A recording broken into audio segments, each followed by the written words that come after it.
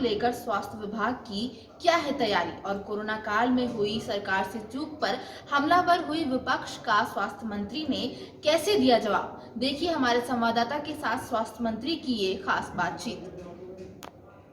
Third wave को लेकर सभी राज्यों में अलर्ट जारी है। ऐसे में बिहार राज्य स्वास्थ्य विभाग कितना सजग है, इस पर हम बातचीत करने के लिए हमारे साथ स्वास्थ्य मंत्री Mangal Pandey ji. Sir, third wave के लिए सभी राज्यों में अलर्ट जारी है, बिहार कितना सजग है? नहीं, बिहार भी थर्ड वेव की सारे समाचारों से अवगत है। दुनिया के कुछ देशों में थर्ड वेव आए भी हैं, भारत में भी आ सकता है। आदरणीय प्रधानमंत्री जी ने बार बार देश की जनता को इसके लिए आगाह भी किया है और आग्रह भी किया है कि हम कोरोना के प्रोटोकॉल को माने। हमारे मुख्यमंत्री जी ने भी आग्रह किया है।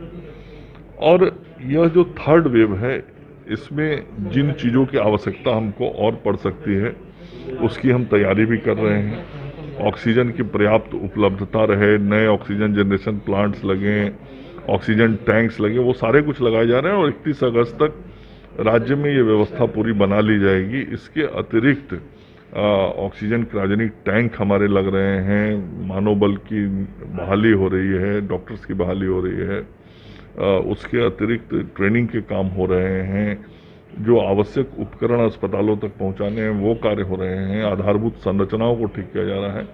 तो सारे कार्य किए जा रहे हैं और भारत की सरकार से भी अभी फिर और सहयोग भी मिलने वाला है।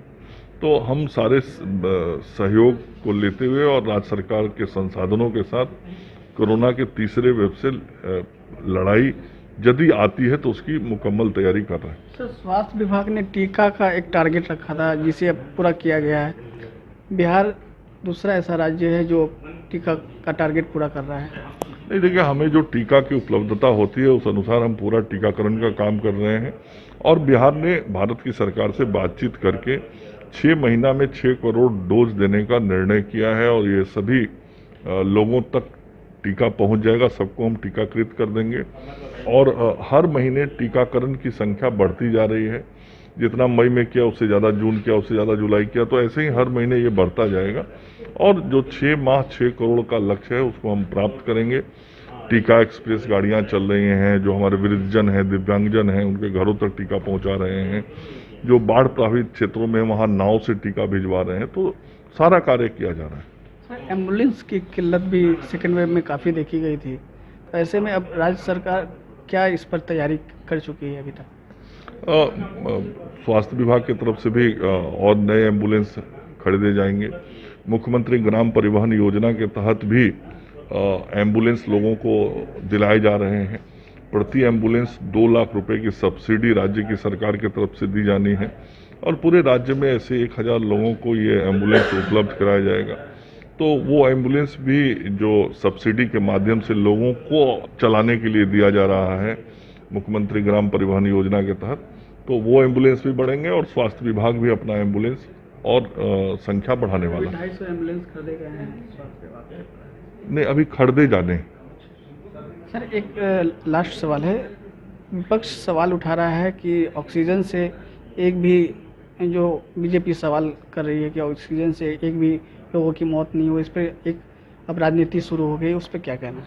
नहीं, देखिए, हम तो राजनीति करने वाले लोग नहीं, हम तो सेवा करने वाले लोग हैं और सेवा में ही विश्वास रखते हैं। और जब कोरोना का दूसरा वेव आया तो उस वक्त भी हमने लोगों की सेवा की थी और आप सब लोग उसके प्रत्यक्ष गवाह हैं। और ये सारी बातें जो की जा रही हैं वह केवल राजनीतिक बयानबाजी है।